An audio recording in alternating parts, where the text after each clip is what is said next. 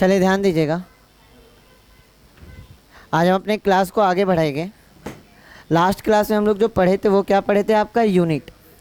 अब हाँ, अब ये जो यूनिट है, जो आपका यूनिट है,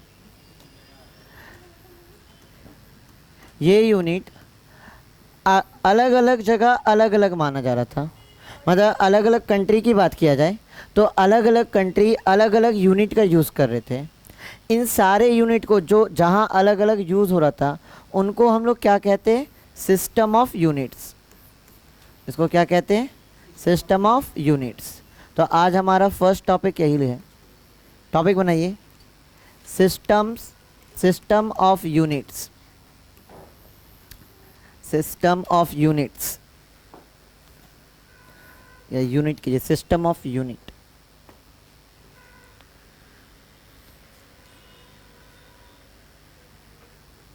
आज क्लास यहाँ से स्टार्ट होगा। आज डायमेंशन भी पढ़ेंगे।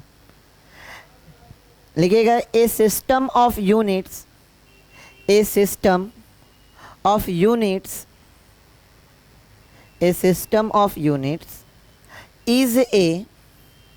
is a set of is a set of related units that are used for calculation,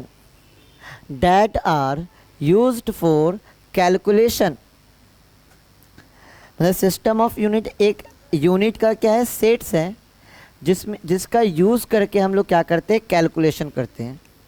जिसका यूज़ करके हम लोग क्या करते हैं, कैलकुलेशन करते हैं। अब ये जो सिस्टम ऑफ यूनिट है ये तीन टाइप के हैं। कितने टाइप के हैं, तीन टाइप के। एक है आपका FPS, सेकेंड है आपका CGS और थर्ड है आपका MKS।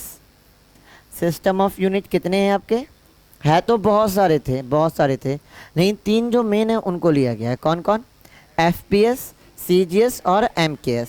चलिए इसको बनाइए नीचे, एक एक करके सबके बारे में जानेंगे, एक एक करके सबके बारे में समझेंगे क्या है।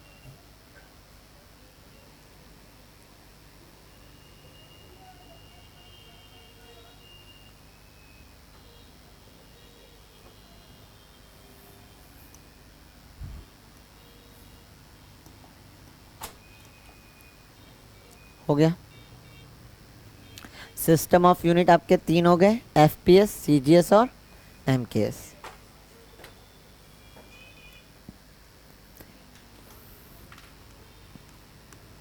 सबसे पहले है हमारा FPS सिस्टम। सबसे पहले हमारा क्या है, FPS सिस्टम। देखिए जनरली हम लोग जितने भी आपके सिस्टम ऑफ यूनिट थे, इस सिस्टम ऑफ यूनिट में आपके तीन चीज़ को लिया गया है। एक आपका लिया गया है लेंथ को, दूसरा लिया गया है मास को और तीसरा किसको लिया गया है, टाइम को। तीन चीज़ को लिया गया है, लेंथ, मास और टाइम। अगर हम FPS सिस्टम की बात करते हैं तो इसमें लेंथ का जो मेज़रमेंट होता था वो कैसे मेज़रमेंट किया जाता था, फुट। लेंथ का मेज़रमेंट क्या था, फुट। मास का जो मेज़रमेंट था वो था पाउंड। मास का जो मेज़रमेंट था वो क्या था, पाउंड। और टाइम का जो मेज़रमेंट था या जो टाइम की जो यूनिट थी वो क्या में करते थे, सेकंड में। ठीक है, लेंथ की जो यूनिट थी वो क्या थी, फुट। मास की जो यूनिट थी वो क्या थी, पाउंड। और समय की जो यूनिट थी, टाइम की जो यूनिट थी वो क्या थी, सेकंड। इस FPS सिस्टम को और एक नाम से जानते हैं, इसका दूसरा नाम है ब्रिटिश सिस्टम। क्या नाम है, ब्रिटिश। देखिए आज भी हम लोग केक वगैरह लेने जाते हैं तो हमें मेज़रमेंट जो मिलता है वो क्या में मिलता है, पाउंड में। और केक वगैरह कहाँ का कल्चर है, ब्रिटिश कल्चर है, इंडियन कल्चर तो है नहीं। तो अभी भी केक वगैरह को लेने जाते हैं तो वो हमारा जो मास उसका मेज़रमेंट होता है वो किस में मेज़रमेंट होता है, पाउंड में। लिखिएगा, FPS सिस्टम लिख के डैश दीजिए, लिखिए। हाँ सारा कुछ करवा रहे हैं। This system of unit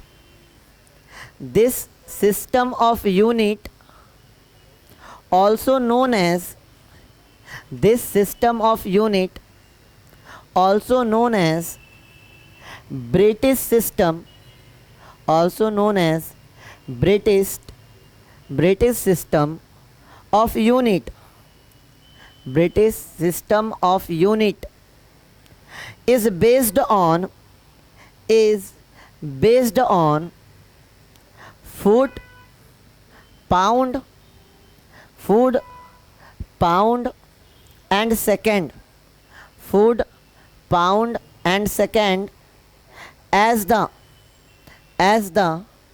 fundamental units, as the fundamental unit of length, mass and time, length, mass and time।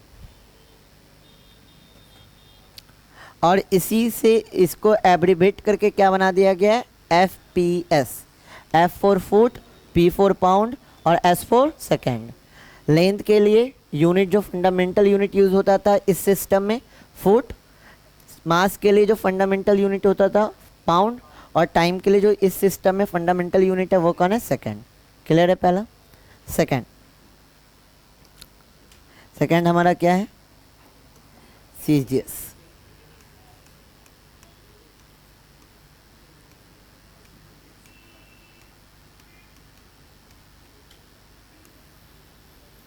इसमें भी हमें तीन चीज़ देखना है, क्या क्या, लेंथ, मास, टाइम।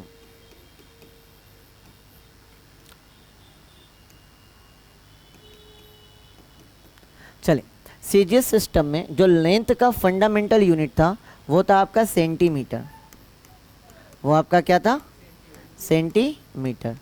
लेंथ का जो फंडामेंटल यूनिट था वो क्या था, सेंटीमीटर। मास का जो फंडामेंटल यूनिट था वो था क्या आपका, ग्राम।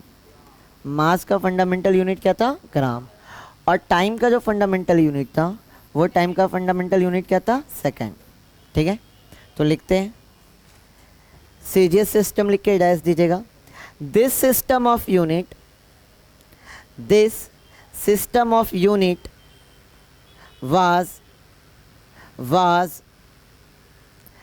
was set up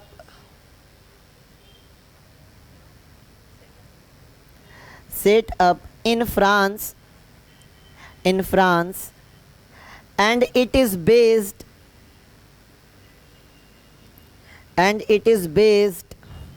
on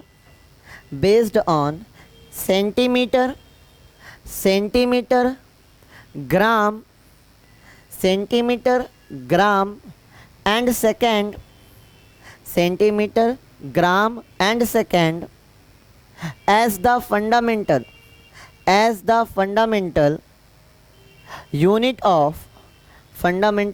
of length, mass and time, length, mass and time respectively।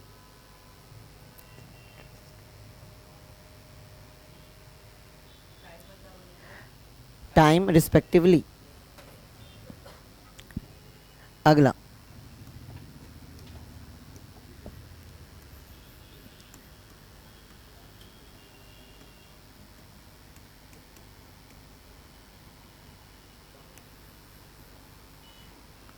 चलिए एम के एस सिस्टम।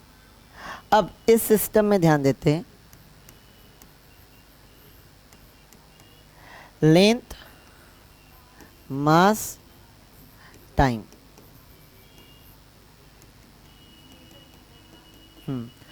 लेंथ की जो फंडामेंटल यूनिट ली गई है वो क्या ली गई है, मीटर। मास की जो फंडामेंटल यूनिट ली गई है वो क्या ली गई है, किलोग्राम। और टाइम की जो फंडामेंटल यूनिट ली गई है वो क्या ली गई है, सेकंड। टाइम की फंडामेंटल यूनिट क्या ली गई है, सेकंड। लिखिएगा, this system was also set up in France। This system was also set up France। It makes use of meter, kilogram, kilogram and second, metre, kilogram and second as the fundamental unit of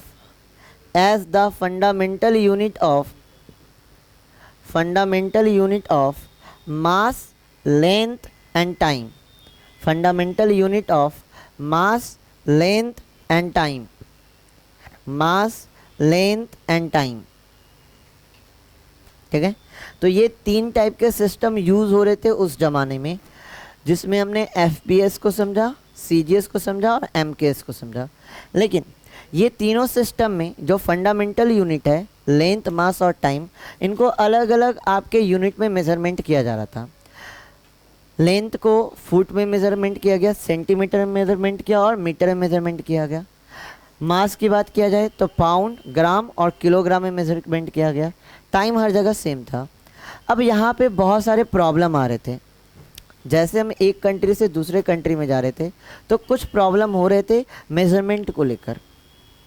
अगर हम अपने, जैसे हम France से आते या हम MKS system को फॉलो कर रहे होते, हम एक ऐसे इंसान हैं जो MKS सिस्टम को जान रहे थे, MKS सिस्टम को, और एक ऐसा इंसान है जो FPS सिस्टम को जान रहा है, तो हम दोनों अगर मास को मेज़रमेंट कर रहे हैं तो हम मास को मेज़रमेंट करेंगे किलोग्राम में और वो मास को मेज़रमेंट करेगा किस में, पाउंड में। क्या पाउंड और किलोग्राम दोनों में सेम अमाउंट का मास आता है क्या? पाउंड तो किलोग्राम से कम आता है। अगर किलोग्राम में पाउंड को देखिएगा तो 9.2 समथिंग है, तो कुछ कम होता है पाउंड में। क्या हम दोनों का मेज़रमेंट एक्यूरेट होगा क्या? मतलब हम दोनों में कहीं ना कहीं क्या आ सकता है, एरर आ सकता है। अब इन परेशानियों को दूर करने के लिए, एक आपका क्या बना, संगठन बना। लोग बैठे और बोले कि नहीं, एक ऐसे सिस्टम को जनरेट किया जाए जो हर जगह क्या हो, सर्वमान्य हो, मतलब इसको पूरे यूनिवर्स में क्या किया जाए, एक्सेप्ट किया जाए। तो अब उसके लिए कौन सा सिस्टम बना? उसके लिए आया आपका SI यूनिट। कौन आया? हालांकि SI यूनिट MKS सिस्टम का ही रूप है। SI यूनिट क्या है? MKS सिस्टम का ही क्या है, रूप है। इसमें और भी चीज़ें ऐड कर दी गई है। MKS सिस्टम में जब और भी चीज़ें ऐड कर दी गई तब ये क्या बन गया, SI यूनिट। टॉपिक बनाइएगा SI यूनिट। और आज के डेट में हम लोग सारे लोग क्या पढ़ रहे हैं, SI यूनिट। 9-10 में देखिए सबका SI यूनिट लिखने को मिलता था हम लोग को। SI यूनिट लिख के डैश दीजिएगा। The general conference of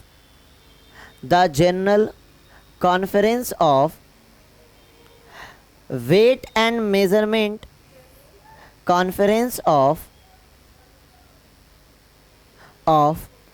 weight and measurement held in 1960 introduced a new and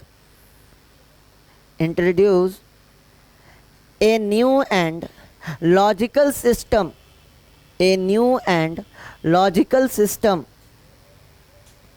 of unit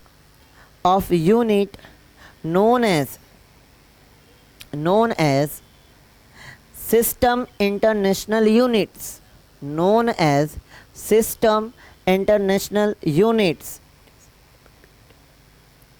system international unit. It is abbreviated ABBREVIATED,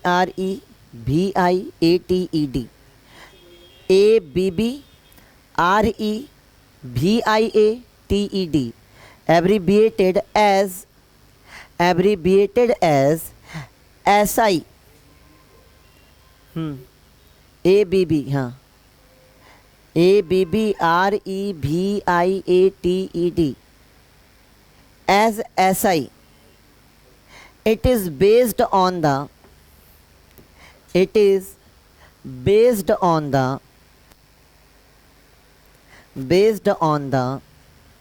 following seven basic and two 2 supplementary units following 7 basic units and 2 supplementary units. ठीक है, अब ये जो हमारी SI unit है, अब SI unit भी आपके तीन टाइप के हो गए। एसआई यूनिट भी कितने टाइप के हो गए? 3 टाइप के हो गए। कौन कौन हो सकता है, बता सकते हैं? कोई बच्चे बता सकते हैं कौन कौन से यूनिट हो गए? एक होगा आपका फंडामेंटल यूनिट, सेकंड कौन होगा आपका? ड्राइव्ड यूनिट, और लास्ट सप्लीमेंट्री।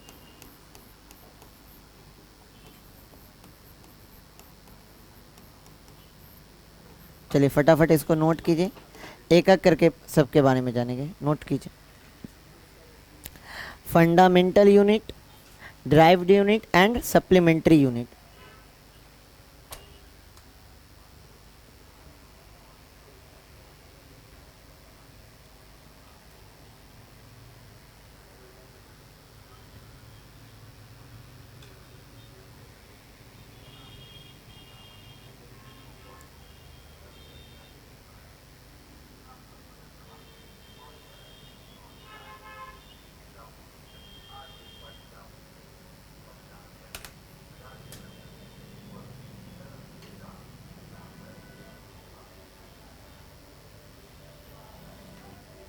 हो गया, एक एक करके स्टार्ट करते हैं। सबसे पहले फंडामेंटल यूनिट कीजिए।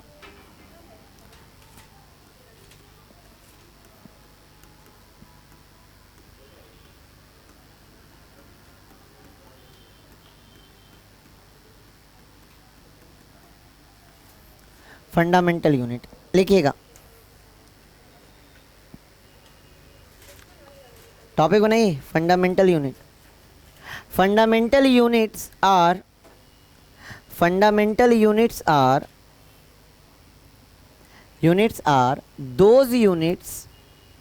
those units which can neither be fundamental unit are those units which can neither be derived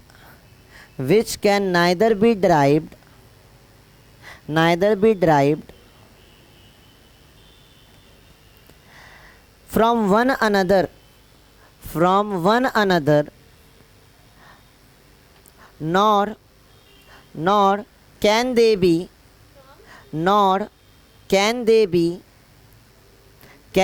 be further resolve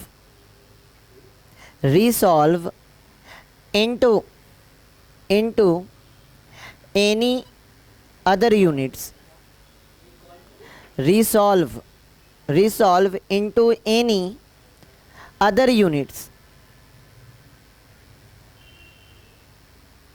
ठीक है, देखिए फंडामेंटल यूनिट की बात किया जाए तो फंडामेंटल यूनिट आपके वैसे यूनिट होते हैं जो आपके किसी पे डिपेंड नहीं करते, ना ही उसको आपका किसी से जनरेट किया गया है, ना ही उस यूनिट को दोबारा तोड़ा जा सकता है।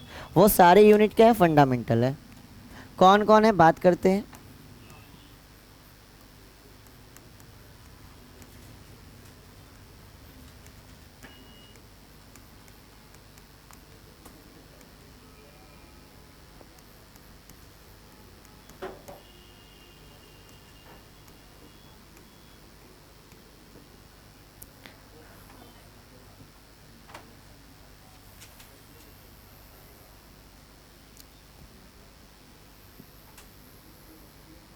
चलिए ध्यान दीजिएगा, हमारे पास फंडामेंटल क्वांटिटीज़ कितने थे? 7। तो उन फंडामेंटल क्वांटिटीज़ के जो भी यूनिट है वो क्या कहलाएंगे? Fundamental unit. सबसे पहले क्या था हमारा? लेंथ, फिर क्या था हमारा? मास, टाइम,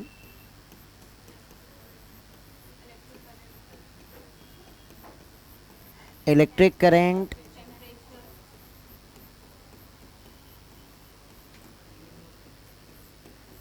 टेम्परेचर,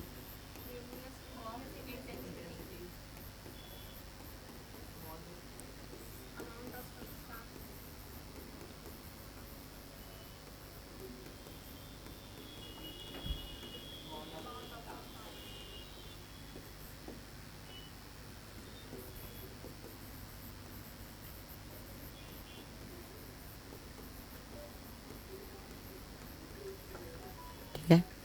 ये क्या थे हमारे फंडामेंटल फिजिकल क्वांटिटी, ये क्या थे हमारे फंडामेंटल फिजिकल क्वांटिटी।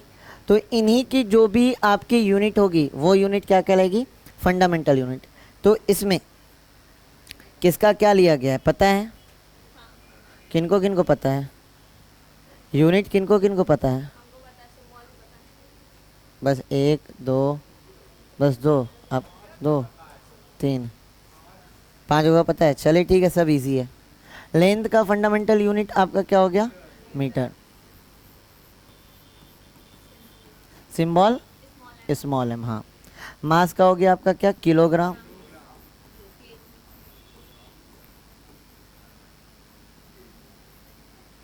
टाइम का हो गया हमारा सेकेंड।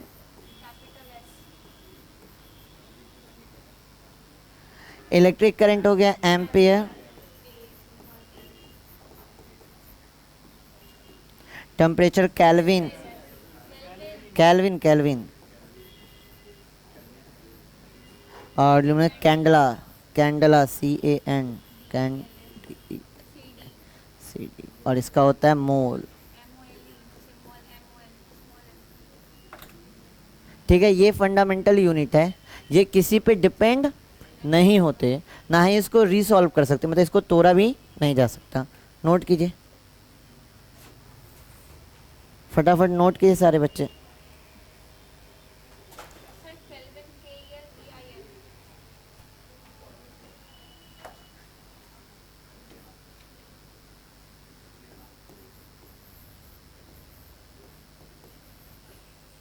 चले जल्दी से।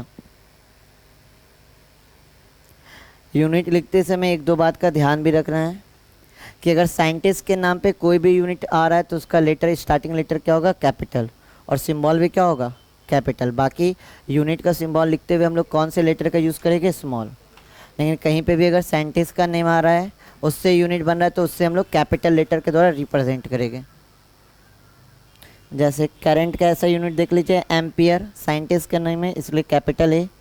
टेम्परेचर के लिए यूज़ किए केल्विन, केल्विन साइंटिस्ट का नेम है इसलिए कैपिटल के। फोर्स का यूनिट होता है न्यूटन, उसके लिए भी यूज़ करते हैं कैपिटल एन। तो जो भी फिजिकल क्वांटिटी जिसका यूनिट साइंटिस्ट के नेम पर है, तो उनका सिंबल क्या से होता है, कैपिटल लेटर से।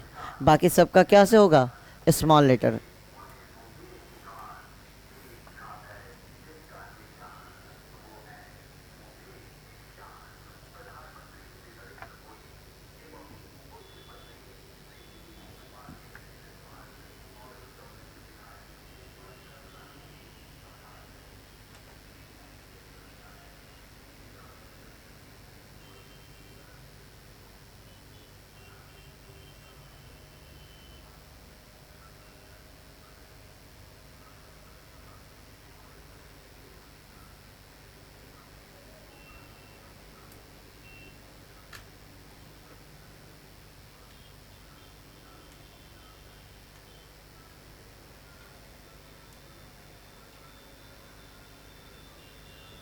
हो गया।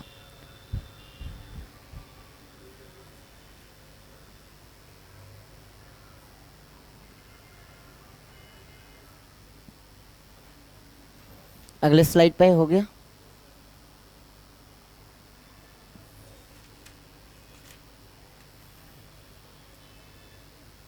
जल्दी कीजिए।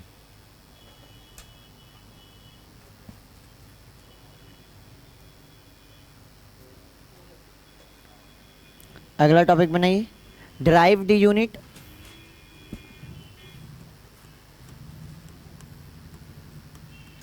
अगला टॉपिक बनाइए, derived unit.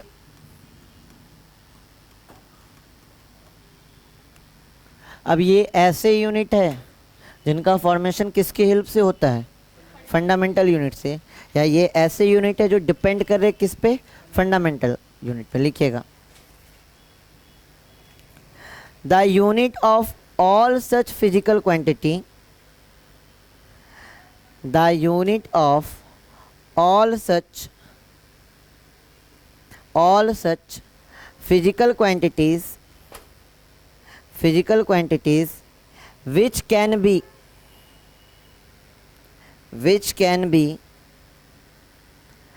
expressed in terms of which can be express in terms of the fundamental units, in terms of fundamental units of mass, length and time, mass, length and time are called derived units, are called derived unit.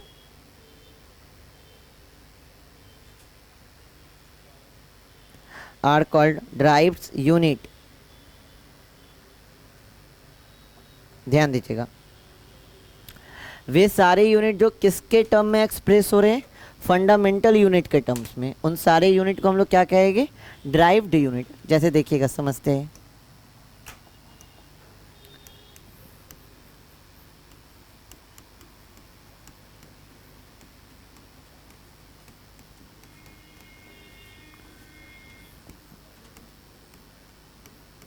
चलिए ध्यान दीजिएगा, जैसे हम लोग area की बात करते हैं, एरिया इज इक्वल टू क्या होता है, लेंथ इनटू ब्रेथ। लेंथ को भी मेजरमेंट करते हैं क्या में, मीटर में, और ब्रेथ को भी मेजरमेंट करते हैं क्या में, मीटर में। तो मीटर इनटू मीटर, तो इसका ऐसा यूनिट क्या हो जाएगा, मीटर स्क्वायर हो जाएगा, इसका यूनिट हो जाएगा ना मीटर स्क्वायर। आगे बात करते हैं speed. Speed is equal to क्या होता है, डिस्टेंस अपॉन में टाइम। डिस्टेंस का मेजरमेंट क्या है, डिस्टेंस को मेजरमेंट क्या में करेंगे, मीटर में, और टाइम को मेजरमेंट करेंगे सेकंड में। तो इसकी ऐसे यूनिट क्या हो जाएगी, मीटर पर सेकंड, या कुछ नहीं तो यहाँ पे पावर 1 है, कुछ नहीं तो पावर 1 है ना, ऊपर जाएगा तो क्या हो जाएगा, मीटर सेकंड इनवर्स। ठीक है, और कुछ बोलिए आप लोग। Force, force is equal to होता है mass into acceleration. Force is equal to क्या होता है, मास इंटू एसेलरेशन। मास का ऐसा यूनिट क्या होता है, केजी, और एसेलरेशन का यूनिट होता है मीटर पर सेकंड स्क्वायर। तो इसकी यूनिट क्या हो जाएगी, केजी मीटर पर सेकंड स्क्वायर, या इनके साइंटिस्ट के नेम पे रख दिया गया है क्या, न्यूटन। ठीक है, और कुछ एसेलरेशन देख लेते हैं। एसेलरेशन इज इक्वल टू होता है चेंज इन वेलोसिटी अपॉन में टाइम। चेंज इन वेलोसिटी, हाँ, अपॉन में टाइम। तो इसकी यूनिट होती है मीटर पर सेकंड स्क्वायर। तो इसको ऐसे लिख सकते हैं, मीटर पर सेकंड स्क्वायर, या ये +2 है ना, ऊपर जाएगा तो क्या हो जाएगा, -2, तो मीटर सेकंड इनवर्स 2। तो ये सारे क्या है आपके ड्राइव्ड यूनिट, जो किस पे बेस्ड है, फंडामेंटल यूनिट पे। जो किस पे बेस्ड है, फंडामेंटल यूनिट पे। नोट कर लीजिए।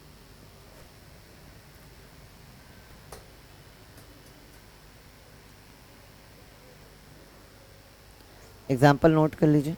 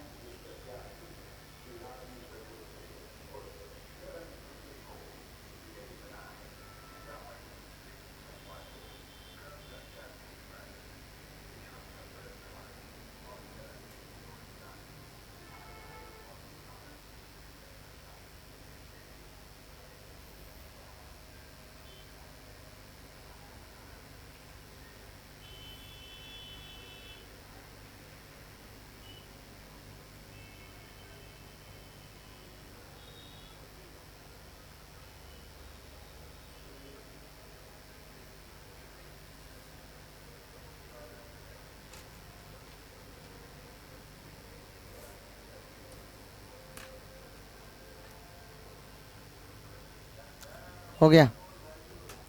अगला टॉपिक कीजिए, सप्लीमेंट्री यूनिट। सप्लीमेंट्री यूनिट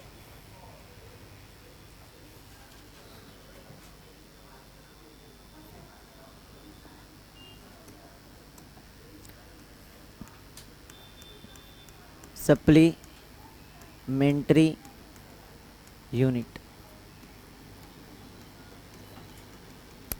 अब इसका तो कोई डेफिनेशन है नहीं, इसको बाद में ऐड किया गया है। किसको किसको ऐड किया गया था, किसको किसको ऐड किया गया था? प्लेन एंगल, 2D फिगर में जो एंगल बन रहा है वो प्लेन एंगल है, और 3D एंगल में जो बन रहा है वो क्या है आपका? Solid angle. जैसे आप देखते होगे बर्थडे कैप, बर्थडे कैप के अंदर जो आपका एंगल बनेगा वो कैसा एंगल होगा? Solid angle, 3D। हाँ, ये तो फिजिकल क्वांटिटी हो गई ना, ये फिजिकल क्वांटिटी। इसकी यूनिट क्या होगी? पता है कि नहीं को? पता है कि नहीं को यूनिट क्या होगी? प्लेन एंगल की यूनिट क्या होगी? रेडियन, और इसकी स्टेरेडियन। चलिए नोट कीजिए।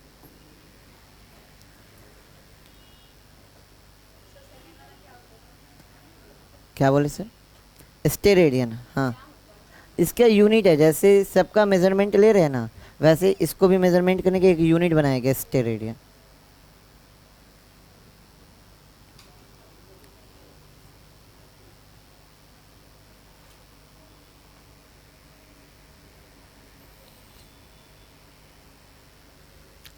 अब देखिए यहाँ तक ऐसा कुछ था ना जो कहीं ना कहीं हम लोग पढ़े हुए थे अपने इससे पीछे के सेक्शन में, जूनियर क्लास में 9th में हमने ये सब थोड़ा थोड़ा ही सही, लेकिन पढ़े तो सब चीज़ से जानते थे। अब जो चीज़ें आ रही है वो एकदम 11th है, प्योर 11th है। अभी तक आपका वो चीज़ नहीं पढ़े है, और वो आपका क्या है? डायमेंशन।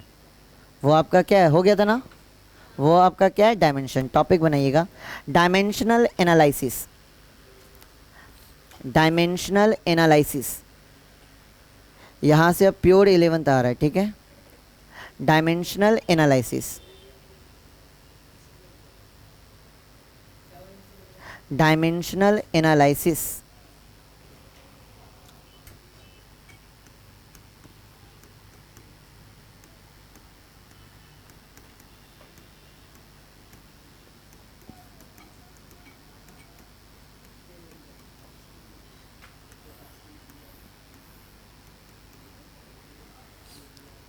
Dimensional analysis.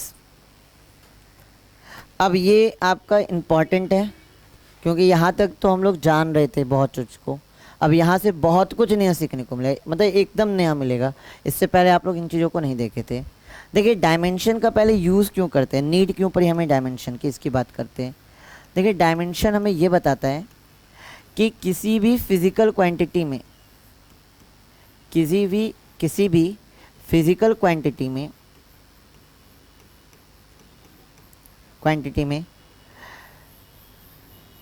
जो आपका फंडामेंटल यूनिट है, किसी भी फिज़िकल क्वांटिटी में जो आपका फंडामेंटल यूनिट या क्वांटिटी है वो कितने बार आ रहा है। जैसे हम बात करते हैं, एरिया की, एरिया का यूनिट क्या था? मीटर स्क्वायर था ना, मीटर स्क्वायर। मीटर किसका यूनिट है? मीटर किसका यूनिट है? लेंथ का। और एरिया का जो ऐसा यूनिट है वो क्या है हमारा? Metre square. मतलब हमें डायमेंशन ये बताएगा कि आपके एरिया में लेंथ कितने बार आया हुआ है? 2 बार।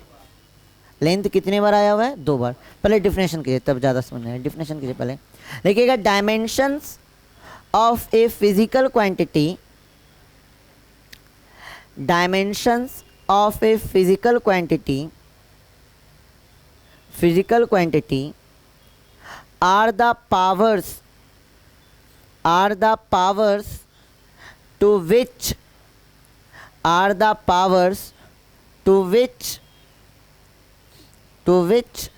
the base quantities are raised to express base quantities are raised to express that quantity, to express that quantities। ध्यान दीजिएगा, डायमेंशन क्या करता है? वो बताता है कि अगर किसी फिजिकल क्वांटिटी में कौन कौन से बेस क्वांटिटी आए हुए हैं उसको बताता है, किसके फॉर्म में, पावर के फॉर्म में। किसके फॉर्म में बताता है, पावर के फॉर्म में। जितना आपका पावर होगा वो बेस क्वांटिटी उस फिजिकल क्वांटिटी में उतने बार क्या हुए होंगे, यूज़ हुए होंगे। इसको पहले समझते हैं, रुकिए, इसको ऐसे पहले, इसका पहले लिख लेते किसका क्या डायमेंशन होगा, तब एक दो एग्जांपल से आपको समझाते हैं। हमारा फंडामेंटल क्वांटिटी कौन कौन था, सबसे पहले था हमारा लेंथ, फिर क्या था हमारा मास, फिर थर्ड था हमारा टाइम, फोर्थ था हमारा इलेक्ट्रिक करंट,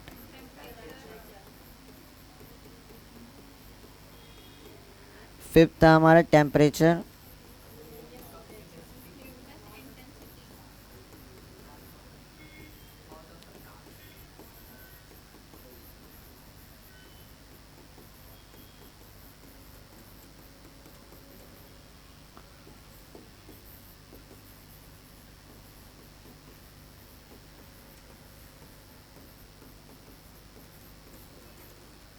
ये फंडामेंटल यूनिट का या फंडामेंटल क्वांटिटी का आपको क्या याद रखना है, डायमेंशन। बस 7 का आपको याद रखना है, बाकी आप खुद पे खुद निकालने सीख जाइएगा। कल के क्लास में जब हम डायमेंशन निकालने सिखाएंगे तो आप खुद पे खुद सीख जाइएगा, लेकिन ये 7 का याद होना चाहिए, ठीक है। ये 7 का सारे बच्चे को याद होना चाहिए। ये हमारा फंडामेंटल यूनिट,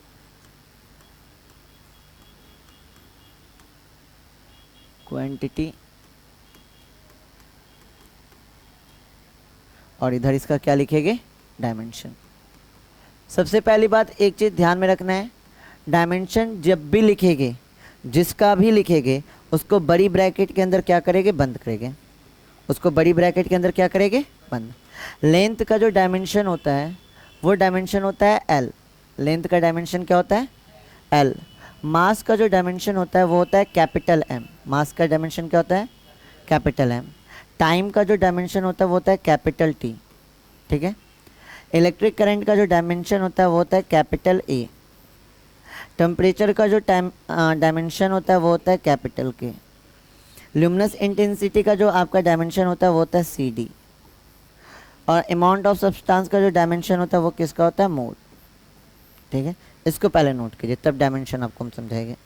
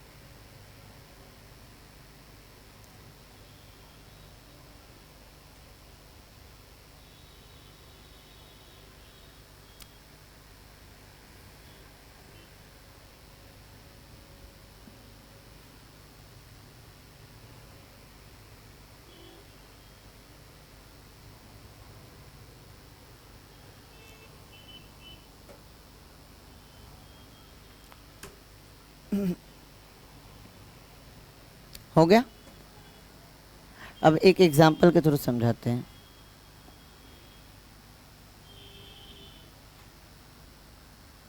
चलिए एक एग्जाम्पल के थ्रू समझते हैं, ध्यान दीजिए। Force, force is equal to क्या होता है, mass into acceleration. Force is equal to क्या होता है, मास इनटू एक्सेलरेशन। अगर इसकी एसआई यूनिट लिखा जाए तो एसआई यूनिट क्या हो जाएगी, केजी मीटर पर सेकेंड स्क्वायर। केजी मीटर पर सेकेंड स्क्वायर। ध्यान दीजिए, अब सारे लोग फोकस यहाँ पे हुई है क्योंकि यहाँ से इंपॉर्टेंट आपका क्लास स्टार्ट हो रहा है। अगर इसके डायमेंशन को लिखा जाए, इसके डायमेंशन को लिखा जाए, केजी, केजी क्या है, केजी किसकी ऐसा यूनिट है? मास की। केजी ऐसा यूनिट है मास की, और मास का जो डायमेंशन है हमारा वो कितना है? एम। मास का जो डायमेंशन है वो हमारा क्या है? एम। एम क्या है यहाँ पे? एम क्या है? मीटर। मीटर ऐसा यूनिट किसकी है? लेंथ की, और लेंथ का डायमेंशन कितना है? एल। अपॉन में क्या है? Second square. सेकेंड किसकी ऐसा यूनिट है? टाइम की, और टाइम का डायमेंशन क्या है? टी। स्क्वायर है तो क्या देंगे? T square. अब एम एल, ये +2 है, ऊपर जाएगा तो -2। M L T inverse 2। M पे कुछ नहीं तो पावर 1 है, एल पे पावर कुछ नहीं है 1 है, और टी पे तो पावर -2 है। अब डायमेंशन हमें ये बता रहा है कि जो फोर्स एक फिजिकल क्वांटिटी है जिसके अंदर बेस क्वांटिटी कौन कौन सी है, मतलब जिनसे मिलकर आपका क्या बना है? फोर्स। तो बेस क्वांटिटी क्या है? मास। फोर्स के अंदर क्या आ रहा है? मास आ रहा है। कितने बार मास आ रहा है? तो पावर क्या है? 1। वो बता रहा है कि मास कितने बार आ रहा है? 1 बार। फिर फोर्स में और कौन सी फिजिकल क्वांटिटी आ रही है? लेंथ। लेंथ के ऊपर पावर चेक करना है, पावर कितने बार है? 1 बार, मतलब लेंथ कितने बार आ रहा है? 1 बार। फिर और क्या आ रहा है? टाइम। टाइम पे पावर क्या है? -2, मतलब ये टाइम जो है वो कहाँ होगा? आपके बट्टे में, डिवाइड में होगा, और 2 बार है, टी पे पावर 2 है, तो वो बता रहा है कि टाइम कितने टाइम्स आया हुआ है? 2 टाइम्स आया हुआ है। तो ये बताता है पावर कि किसी फिजिकल क्वांटिटी के अंदर जो बेस आपकी क्वांटिटी है वो कितने बार आई है। डायमेंशन ये बताएगा कि वो जो आपकी बेस क्वांटिटी है, बेस क्वांटिटी कौन होगा मेरा? ये बेस क्वांटिटी फिजिकल क्वांटिटी में कितने बार आ रही है? 1 बार आ रही है, 2 बार आ रही है, 3 बार आ रही है। ये कौन बताएगा? आपका पावर। जैसे एम पे पावर 1 है तो फोर्स में मास आपके कितने टाइम्स आ रहा है? 1 बार। एल पे पावर 1 है, मतलब फोर्स में लेंथ कितने बार आ रहा है? 2 बार आ रहा है, सॉरी 1 बार आ रहा है। क्लियर है ये चीज़? अगला टॉपिक बनाइएगा। -2 का मतलब कि ये देखिए, ये -2 का मतलब है कि जो टाइम है वो आ तो रहा है, लेकिन ये टाइम कहाँ पे है आपका? डिवाइड में, बाई में। आ रहा है बात समझ में? और जब भी डायमेंशन को लिखिएगे उसके साथ क्या जोड़ेंगे? बड़ी ब्रैकेट। याद रखिएगा, उसके साथ हमेशा क्या जोड़ेंगे? बड़ी ब्रैकेट। अगला टॉपिक कीजिएगा, डायमेंशनल फॉर्मूला।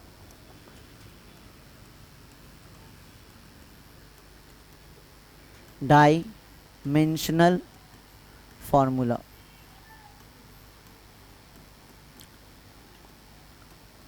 लिख के डैश दीजिए,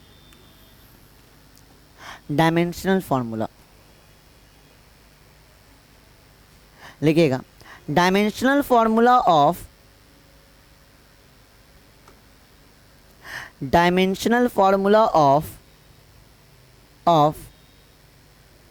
a physical quantity may be defined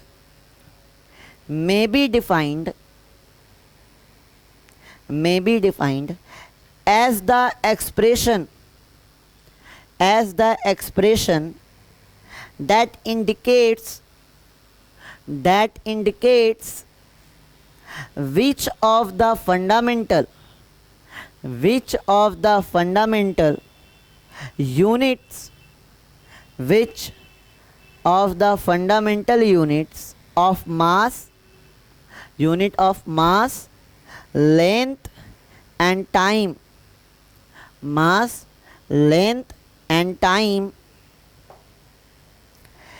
enter into the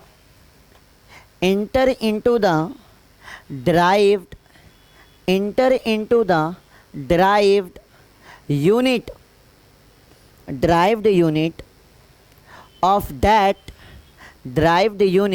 of that quantity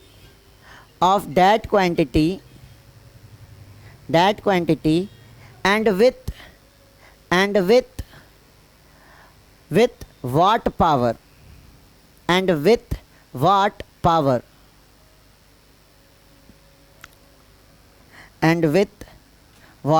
ध्यान दीजिएगा।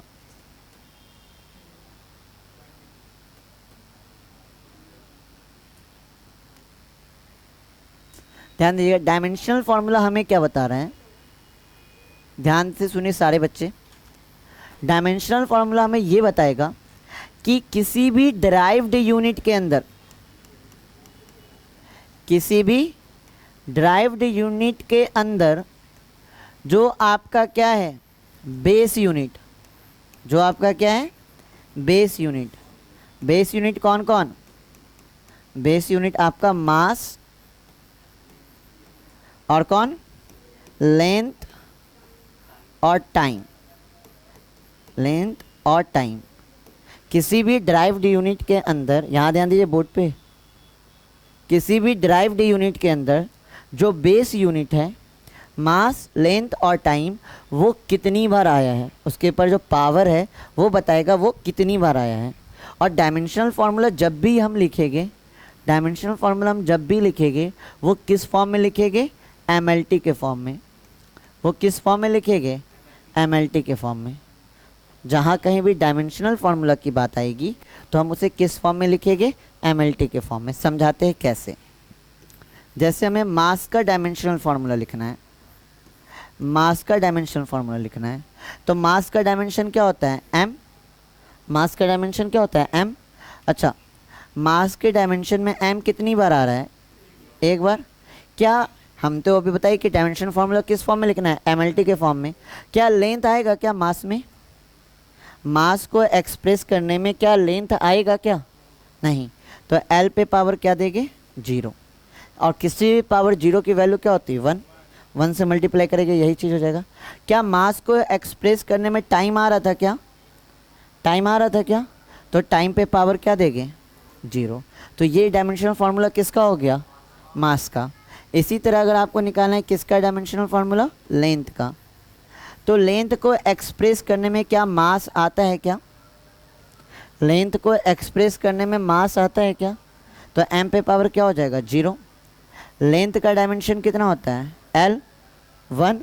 क्या लेंथ को एक्सप्रेस करने में टाइम भी आ रहा है क्या? तो टाइम का डायमेंशन क्या होता है, टी, पावर क्या हो जाएगा, 0। इसी तरह अगर हमें टाइम का डायमेंशन लिखना है, टाइम का डायमेंशनल फार्मूला लिखना है, तो डायमेंशनल फार्मूला हम हमेशा कैसे लिखेंगे, एमएलटी के फॉर्म में। क्या टाइम को एक्सप्रेस करने के लिए मास की नीड होती है क्या, नहीं। तो एम पे पावर क्या हो जाएगा, 0। लेंथ की नीड होती है टाइम को एक्सप्रेस करने में, तो एल पे पावर क्या हो जाएगा, 0। और टाइम पे पावर, टी पे पावर क्या हो जाएगा, 1। तो ये क्या हो गया, यूनिट। ये हो गया आपका फिजिकल क्वांटिटी, और ये क्या हो गया इसका, डायमेंशनल फार्मूला। नोट कर लीजिए। एक चीज़ का हमेशा ध्यान रखना है कि डायमेंशनल फार्मूला हमेशा कैसे लिखेंगे, एमएलटी के फॉर्म में।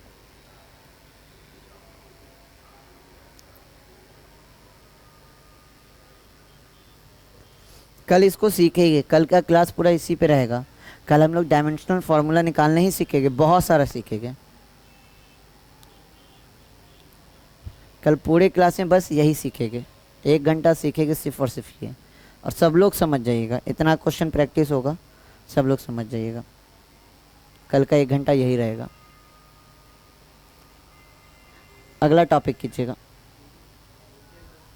हो गया, ये लास्ट टॉपिक कीजिए आज का, डायमेंशनल इक्वेशन। डायमेंशनल इक्वेशन नहीं हुआ, जल्दी कीजिए।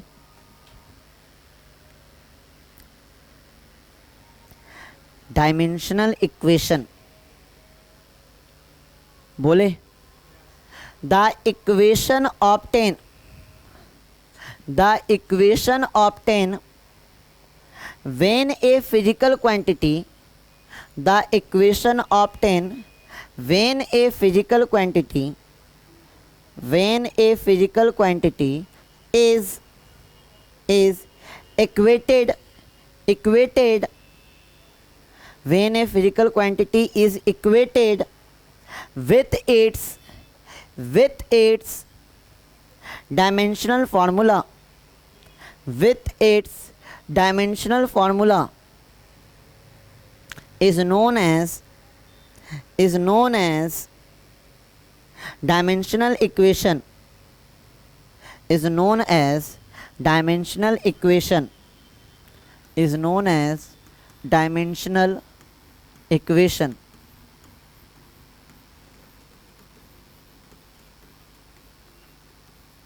देखिए डायमेंशनल इक्वेशन लिखने का क्या तरीका है।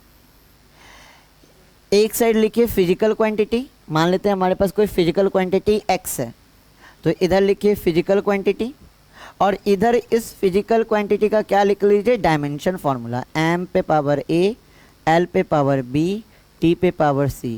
तो ये जो इक्वेशन आपका तैयार हुआ है, ये जो आपका इक्वेशन तैयार हुआ है, इस इक्वेशन को हम लोग क्या बोलेंगे, आपका डायमेंशनल इक्वेशन। एक साइड क्या लिखेंगे, फिजिकल क्वांटिटी, जिस भी फिजिकल क्वांटिटी का हमें डायमेंशनल इक्वेशन निकालना है वो लिखेंगे, और एक साइड क्या लिखेंगे, उस फिजिकल क्वांटिटी का डायमेंशन, और इन दोनों को इक्वेट कर देंगे। तो ये जो इक्वेशन तैयार होगा, इस इक्वेशन को हम लोग क्या कहेंगे, डायमेंशनल इक्वेशन। क्या यहाँ तक बातें आ रही है समझ में? अब डायमेंशन से रिलेटेड हमें दो चीज़ सीखना है। एक तो सीखना है कि डायमेंशन फार्मूला कैसे लिखा जाएगा, जो कल के क्लास में सीखेंगे, और अगले क्लास में सीखेंगे यूजेस ऑफ डायमेंशन, डायमेंशन का यूज़ कहाँ कहाँ होता है और इनके यूज़ से हम लोग क्या क्या कर सकते हैं। तो ये दो टॉपिक है डायमेंशन से रिलेटेड। डायमेंशन आपका क्या हो जाएगा, कंप्लीट। फिर एक आपका क्या बचेगा, मेजरमेंट वाला पोर्शन।